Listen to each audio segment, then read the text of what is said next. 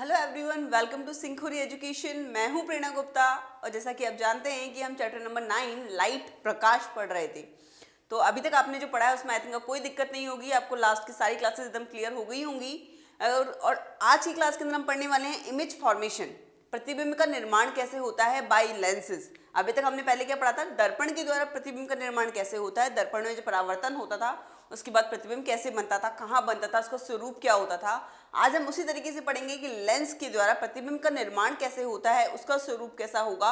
लेकिन यहाँ अपवर्तन होगा, ध्यान रखिएगा, परावर्तन नहीं होगा। परावर्तन होता है दर्पण में, अपवर्तन होता है लेंस में। तो चलिए शुरू करते हैं। लेकिन इससे पहले अगर आपने सिंखुरी एजुकेशन को सब्सक्राइब नहीं किया तो सब्सक्राइब कर दीजिए, इस वीडियो को लाइक कर दीजिए, अपने दोस्तों के साथ शेयर कर दीजिए। तो चलिए शुरू करें।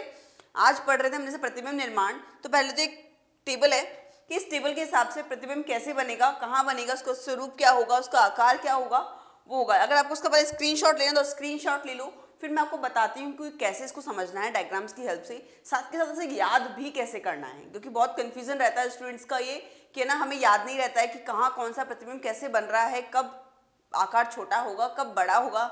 तो समझा तो मैं दूंगी, साथ साथ याद करने का तरीका भी मैं बता दूंगी कि नहीं इस तरीके से याद करते हुए चलो तो आपको आसानी रहेगी, ज़्यादा टाइम तक याद रहेगा और अपन को कन्फ्यूजन लास्ट में क्रिएट नहीं होगा। सब मिक्सअप हो जाता है तो वो कन्फ्यूजन भी नहीं रहने दूंगी मैच। तो याद रखिएगा, बस एक बार साथ साथ पढ़ते चलना। लेकिन इससे पहले अगर आपको नोट डाउन करना है, स्क्रीनशॉट लेना है इसका, तो आप वो ले लीजिए। फिर अपन आगे देखते हैं डायग्राम्स की हेल्प से। तो ले लिया होगा, चलिए आगे बढ़े। अब पहला था, अब मैंने वो कहा था कुछ जैसे आपके अनंत पे। अब आपको याद हो दर्पण के अंदर क्या था, दर्पण के अंदर क्या था, अनंत पे जब बनता था तो आपका वो क्या, कहाँ पे आपका प्रतिबिंब बनता था, फोकस पे। अब बात यहाँ हो रही है कि यहाँ अपवर्तन हो रहा है, वहाँ एक ही फोकस होता था। दर्पण के केस में क्या होता था कि आपका एक ही फोकस होता था यहाँ पे, तो आपकी यहीं पे आपका प्रतिबिंब बन जाता था। लेकिन यहाँ पे अपवर्तन हो रहा है, अपवर्तन हो रहा है मतलब किरणें आपकी बाद में आगे की तरफ जा रही हैं, आगे की तरफ जा रही हैं। आपको पता है यहाँ पे फोकस बिंदु F1 है, यहाँ F2 है। तो अगर आपका अनंत पे से आपकी किरणें आ रही हैं, अनंत पे आपका प्रतिबिंब, आपका बिंब है। बिंब क्या होता है, आपका जो वस्तु, जो ऑब्जेक्ट है। और प्रतिबिंब क्या होता है, जब आपकी इमेज बनेगी, ठीक है, आपकी जो इमेज अपवर्तन के बाद जब आपको दिखाई देगा, जो इमेज बनेगी, अब क्या होगा, अगर आपके अनंत पे है तो आपका प्रतिबिंब कहाँ बनेगा, फोकस पे। अब फोकस पे आपको पता है अपवर्तन हो रहा है, यानी इसके इस साइड ही जाएगी किरणें, तो आपकी यहाँ पे आपका फोकस F2 पे आपकी इमेज बनेगी। अब देखो उसको डायग्राम की हेल्प से देख लेते हैं एक बार।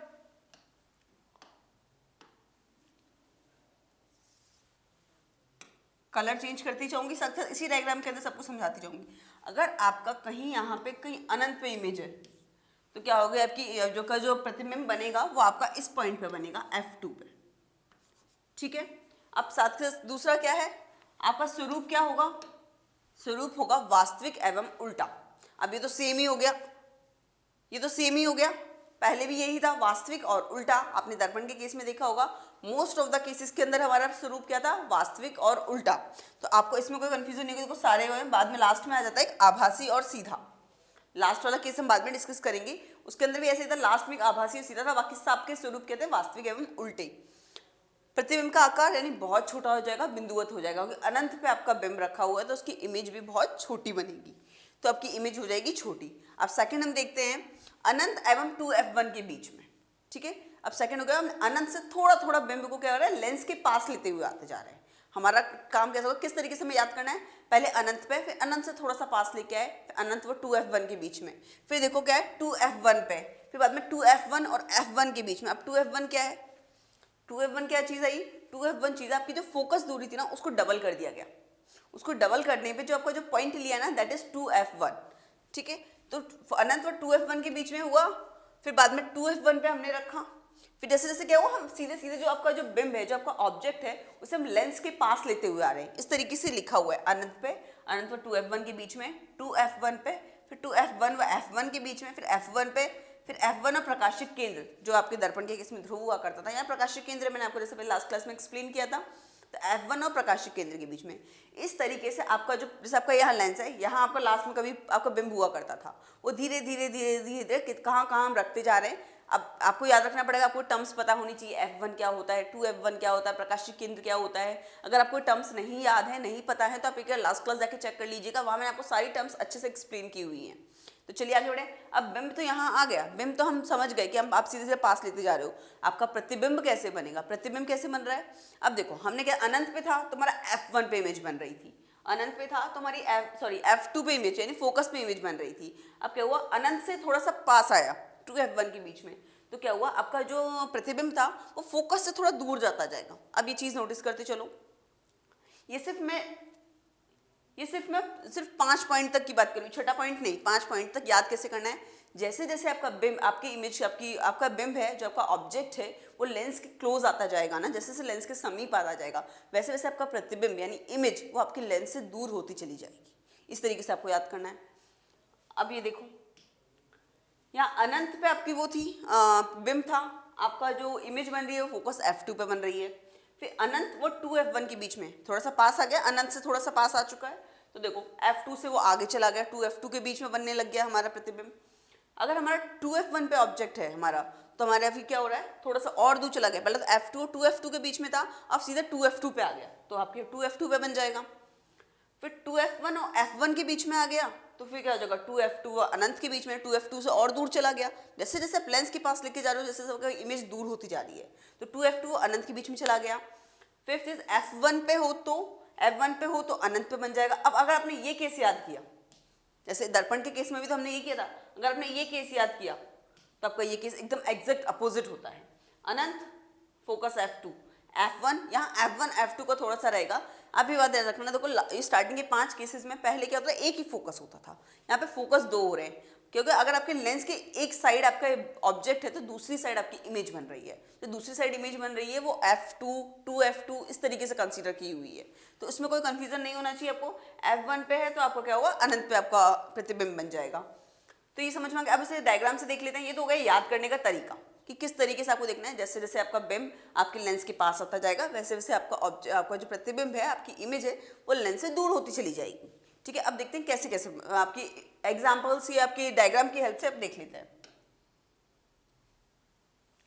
देखो पहला केस तो मैंने समझा दिया। दूसरा केस था अनंत व 2F1 के बीच में अगर हो तो, अनंत और 2F1 के बीच में हो तो आपका कहाँ बनती थी आपकी इमेज, F2 और 2F2 के बीच में।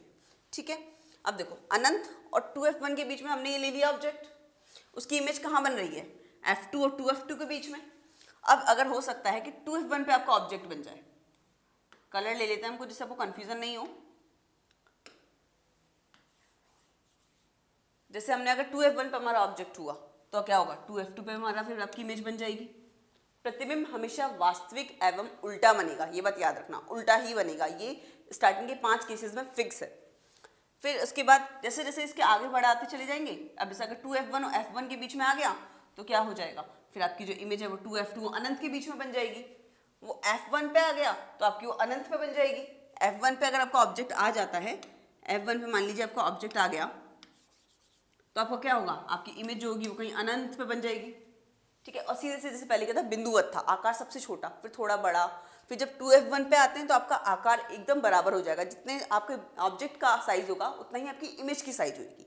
अब जैसे कि उस आकार बढ़ता चला जाएगा, पहले बिंदुवत, फिर छोटा, फिर बड़ा, फिर और बड़ा, फिर और बड़ा। फिर लास्ट वाला केस थोड़ा सा डिफरेंट था। मैंने कहा था स्टार्टिंग के 5 केसेस आसान हो जाएंगे, पर लास्ट वाले केसेस में थोड़ा सा डिफरेंस है। वो लास्ट वाला केसेस एक बार देख लेते हैं क्या था। लास्ट वाले केसेस के अकॉर्डिंग जब F1 और प्रकाशिक केंद्र के बीच में, कॉन्सेप्ट वही है, आपका जो बिंब था, आपका जो ऑब्जेक्ट था वो धीरे धीरे पास आ रहा है। अभी तक F1 पे आ चुका था, अब F1 से भी थोड़ा सा आगे बढ़ चुका है, F1 और प्रकाशिक केंद्र के बीच में आ चुका है हमारा ऑब्जेक्ट। हमारी इमेज कहाँ बन रही है, लेंस के उसी तरफ बिंब की ओर। अभी देखो अभी तक क्या हो रहा था, अपवर्तित हो रही थी किरणें और लेंस की दूसरी साइड जा रही थी। ठीक है, लेंस की दूसरी साइड अभी भी जाएंगी, पर लेंस की उसी तरफ बिंब की ओर बन रही है। लेकिन इमेज क्या होता है, वो इमेज है ना, रियल इमेज नहीं होगी। मैंने आपको बताया कि कई चीज़ें होंगी जो आपको रियल नहीं होंगी। ऑब्वियस देखो ऑलरेडी पहले आपका अनंत पे जा चुका, अनंत से आगे कहाँ जाएगी चीज़, अनंत के आगे कहीं नहीं जाएगी। तो क्या होगा, वो दूसरी सी साइड, बिंब की साइड एक आभासी सा प्रतिबिंब बनेगा। वही चीज़ ये कह रहा है कि आपका आभासी एवं सीधा हो जाएगा। ठीक है, तो आपका इसमें यहाँ पे हो जाएगा आभासी और सीधा, इसलिए यहाँ पे आभासी टर्म यूज करिए। ऑलरेडी हमने अनंत पे कह दिया है कि हमारा जो प्रतिबिंब है अनंत पे जा चुका है। अब हमने और ज्यादा पास दिया, अनंत के बाद भाई कहाँ जाएगा, अब अनंत के बाद कहीं नहीं जाएगा, वो सीधे वास्तविक सब आभासी हो जाएगा। अब हमें सिर्फ बनती हुई इमेज प्रतीत होगी, एक्चुअल हमारी इमेज नहीं बन रही होगी। आभासी होगा, सीधा होगा, और वो ऑब्जेक्ट होगा वो बहुत ज़्यादा बड़ा होगा, बिंब से बहुत ज़्यादा बड़ा होगा। तो आई थिंक ये समझ में आ गया होगा किस तरीके से आपको याद करनी है चीज़ें और फॉर्मेशन किस तरीके से होता जाता है।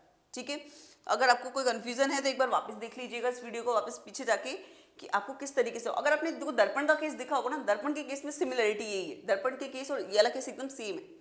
अगर आपको दर्पण समझ में याद हो गया था, दर्पण समझ में अच्छे से आ गया था, तो लेंस से इमेज बनाने में कोई दिक्कत नहीं आएगी। ठीक है, लेंस से इमेज में कोई प्रॉब्लम नहीं आनी चाहिए। ये तो हो गया, अभी तक हमने पढ़ा कि उत्तल लेंस से प्रतिबिंब निर्माण कैसे हुआ। उत्तल लेंस क्या करता है, उत्तल लेंस क्या करता है, आपकी जो रेज आती हैं, जो आपकी प्रकाश किरणें आती हैं, उसको कन्वर्ज कर देता है, अभिसारित कर देता है। लेकिन अगर वो किरणें अपसारित करे तो क्या होगा, अपसारित करे मतलब अवतल लेंस हो तो क्या होगा। तो अभी हम अवतल लेंस से प्रतिबिंब निर्माण कैसे होता है वो देखेंगे, लेकिन अगर उससे पहले आपको ये डायग्राम बनाना है। इस डायग्राम से क्या होगा, आप 2-3 चीजें इसी एक के अंदर लिख देंगे। तो आप एक बार डायग्राम बना लीजिए, फिर आगे देखते हैं कि अवतल लेंस से प्रतिबिंब का निर्माण कैसे होता है। डायग्राम बना लिया होगा या फिर स्क्रीनशॉट ले लिया होगा, जो आपको सही लगा होगा आपने कर लिया होगा। अब आगे देखते हैं अवतल लेंस से आपका प्रतिबिंब का निर्माण कैसे होता है। अभी तक हमने देखा था उत्तल लेंस से, हम अवतल लेंस में क्या होगा। अवतल लेंस क्या करता है, किरणों को अपसारित करता है, डाइवर्ज करता है। अवतल लेंस में क्या होगा, अब आगे चेक करें, यह है अवतल लेंस की टेबल। अवतल लेंस में 2 ही केसेस हैं हमारे, क्योंकि अवतल लेंस ज़्यादा यूज नहीं होता। अवतल लेंस में किस तरीके से होगा, हमारे 2 केसेस में 2 ये हैं, एक तो अनंत पे हो आपका बिंब, आपका ऑब्जेक्ट, आपने जो भी लिया है ऑब्जेक्ट जिसकी आपको इमेज फॉर्म करनी है वो आपका अनंत पे हो, या फिर कहीं और हो। कहीं और मतलब अनंत या प्रकाशिक केंद्र यानी ऑप्टिकल जो सेंटर होता है। ऑप्टिकल सेंटर क्या होता है आपको बताया था कि आपके जो दोनों कर्व्स है, दोनों कर्व सेंटर ऑफ कर्वेचर, उनके बीच का बिंदु, ठीक है, उनके बीच में हो। तो ये दोनों केसेस हमें सिर्फ 2 ही केसेस पढ़ने, बहुत आसान है। अगर उत्तल लेंस आ गया है तो अवतल लेंस में ज़्यादा दिक्कत नहीं आएगी, और इंपॉर्टेंट वैसे उत्तल लेंस ज़्यादा है। ठीक है, उत्तल लेंस के सारे केसेस अच्छे से देख के चलना। अवतल लेंस की देख लेते हैं। अनंत पे हो तो क्या होगा, फोकस F1 पे आपकी इमेज बनेगी। जैसे जैसे ये इसके पास आया वैसे वैसे आपकी इमेज भी यहाँ पास आ जाएगी। ठीक है, अब आपको एक चीज देखो, अब यहाँ पे आभासी और सीधा। आभासी और सीधा क्यों, क्योंकि वहां तो आपकी किरणें मिल ही नहीं रही थी कहीं, किरणों को ऑलरेडी वो डाइवर्ज कर रहा था। तो यानी हम वो मिलती हुई हम क्या करते थे, पीछे की तरफ बढ़ाते थे, फिर हम बोलते थे कि नहीं मिलती हुई प्रतीत होती हैं, प्रतीत होती हैं, एक्चुअली मिलती नहीं है। मिलती नहीं है तो फिर क्या होगा, प्रतिबिंब आभासी और सीधा ही बनेगा। इसलिए यहाँ पे क्या होगा, आपका जो प्रतिबिंब बनता है वो आभासी और सीधा बनता है। यहाँ प्रतिबिंब आपका एक अत्यधिक छोटा और बिंब से छोटा, आपकी जो इमेज बनती है वो छोटी ही बनती है, बड़ी नहीं होती है। वहाँ पे क्या हो रहा था, अगर वो आभासी प्रतिबिंब बन रहा था तो आपकी इमेज बहुत ज़्यादा बड़ी बन रही थी, पर यहाँ इमेज आपकी छोटी बनेगी। अब यहाँ आभासी क्यों बनता है मैंने आपको बताया, क्योंकि यहाँ किरणें कन्वर्ज होती ही नहीं है, किरणें मिलती ही नहीं है किसी कहीं भी जाके, किरणें हमेशा डाइवर्ज हो जाती हैं। अब डाइवर्ज होंगी तो हम क्या करते हैं, कहीं ना कहीं पीछे एक बिंदु खींचते हुए जाते हैं, देखते हैं कि नहीं यहाँ कहीं मिलती होगी, हम आभास होता होगा, ऐसा आभास होता है कि नहीं पीछे कहीं मिलती है। तो वही चीज़ है कि यहाँ पे जो आपकी इमेज बनेगी वो हमेशा आभासी बनेगी। ठीक है, 2 ही केसेस हैं, एक अनंत पे प्रकाशिक केंद्र के बीच में। अगर अनंत पे होती है तो आपकी इमेज बनेगी फोकस F1 पे, और प्रकाशिक केंद्र के बीच में बनती है तो आपकी जो इमेज होगी वो भी आपके पास आती चली जाएगी। अब देखो जैसे जैसे इमेज आपके पास आती जा रही है वैसे वैसे आपकी इमेज छोटी होती जा रही है। ठीक है, फोकस F1 व प्रकाशिक केंद्र के बीच में आपकी जो इमेज बनेगी। तो अगर आपको ये नोट डाउन करना है एक बार इसको, तो इसे भी नोट डाउन कर लीजिए। तो ये हो गया आपके उत्तल और अवतल दर्पण से लेंसेज से आपके प्रतिबिंब निर्माण कैसे होते हैं। ठीक है, पहले दर्पण से प्रतिबिंब निर्माण देखे थे, दर्पण से परावर्तन के बाद कैसे प्रतिबिंब निर्माण होता था। यहाँ देख लिया अवतल लेंस से प्रतिबिंब का निर्माण कैसे होता है, अपवर्तन के द्वारा। अब कुछ वो सेम डेफिनेशंस पढ़नी है हमें, जैसे कि हमने वहाँ मिरर फॉर्मूला पढ़ा था। मिरर फॉर्मूला क्या था, अब यहाँ पे पढ़ेंगे लेंस का फॉर्मूला क्या होता है। वहाँ पे हमने आवर्धनता पढ़ी थी, यहाँ पे भी आवर्धनता पढ़ेंगे। अगर वो दोनों टॉपिक आपके वहाँ पे क्लियर हो गए तो यहाँ पे भी आराम से क्लियर हो जाएंगे, कोई दिक्कत नहीं आएगी। वहाँ का तो डेरिवेशन वगैरह भी थी, यहाँ पे डेरिवेशन इतनी नहीं है।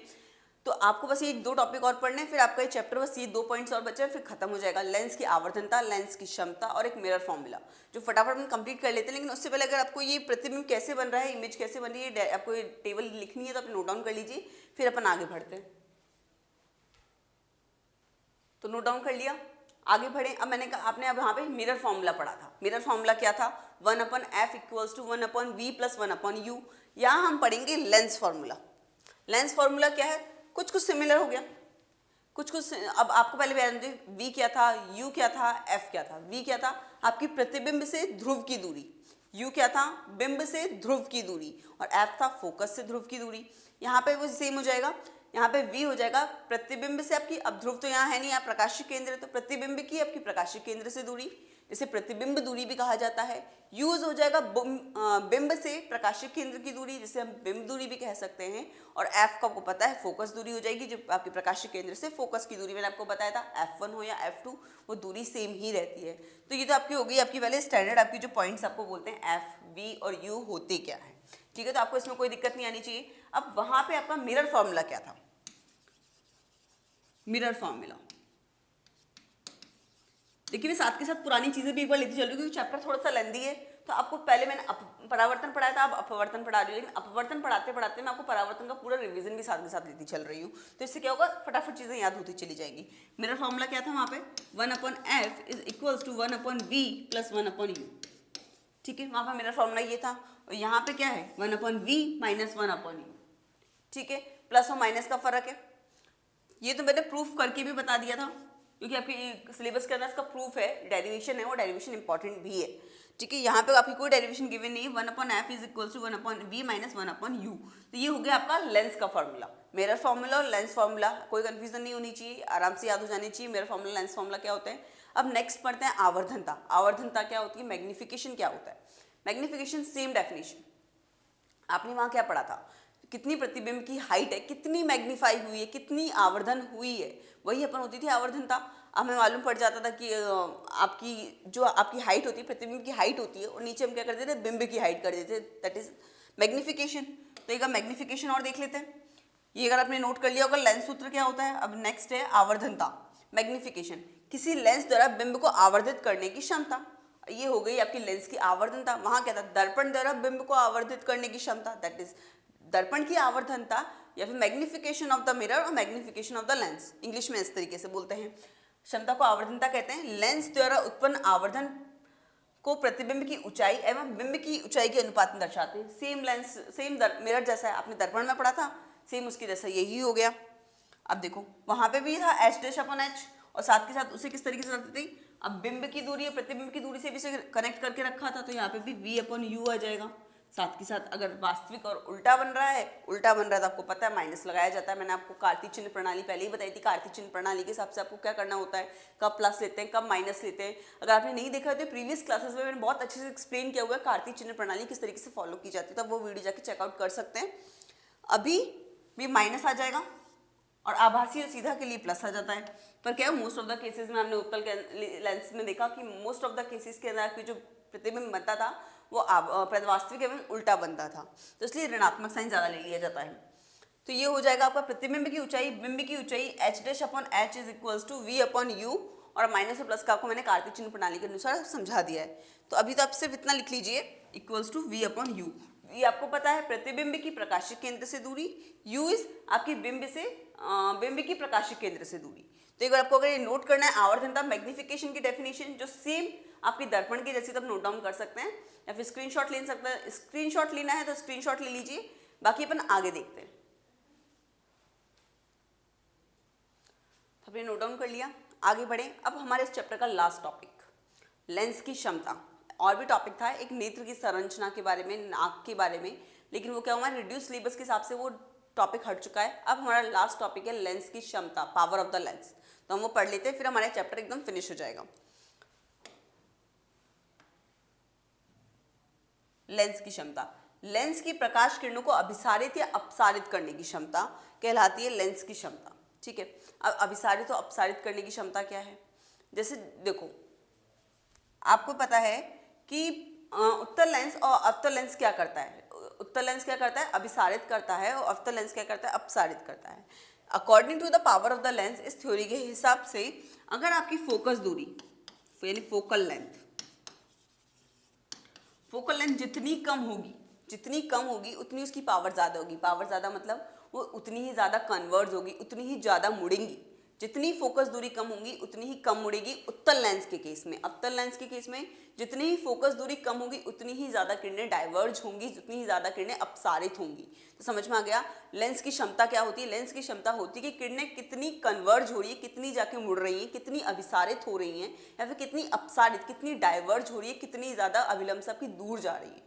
तो ये चीज़ कहलाती है आपकी लेंस की क्षमता। लेंस की क्षमता का फॉर्मूला गिवन है P=1/f।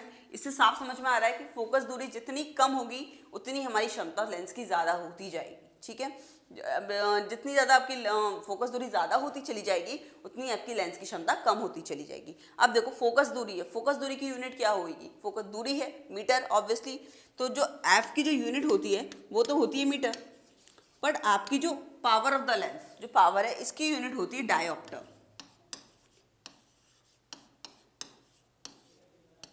डायोप्टर इंग्लिश में इस तरीके से। ठीक है, तो ये हो गई आपकी यूनिट। इसे आप एक नोट डाउन कर लीजिएगा, ये यूनिट क्या है, ये आपकी उसकी यूनिट है और आपकी ये फोकल लेंथ की यूनिट है, फोकस दूरी की यूनिट है।